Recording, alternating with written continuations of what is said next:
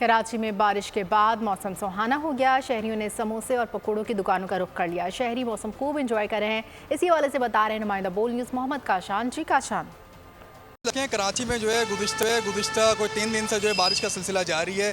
ऐसे में शहरी भी हमें एंजॉय करता दिखाई दे रहे हैं। मैं इस वक्त कराची की मशहूर फूड स्ट्रीट जो है बंस रोड पर मौजूद हूँ। दोस्तों की गैदरिंग जो है वो यहाँ पर है। दोस्त आ रहे हैं और अपने दोस्तों के हमरा जो है समोसे पकौड़े खाते हैं, एंजॉय कर रहे हैं। सर, कराची में मौसम बड़ा अच्छा हो गया है, आप भी अपने दोस्त के साथ यहाँ पर समोसे खा रहे हैं, क्या कहना चाहेंगे? यार, इनका समोसा इतना टेस्टी है और मौसम के हिसाब से ये बहुत, यानी कि इसमें बहुत मज़ा आता है इसको खाने में। आप ही समझ लें, हम ऐसे गुजर रहे थे तो इन्होंने बताया यार ये बहुत फेमस है यहाँ पे, तो आए इसको एंजॉय करते हैं। मैंने कहा मोस्ट वेलकम। आपको पता है कि फ्री ट्रीट मिल रही हो कराची वालों को, और क्या चाहिए? अच्छा मौसम और खाने पीने की अच्छी चीज़।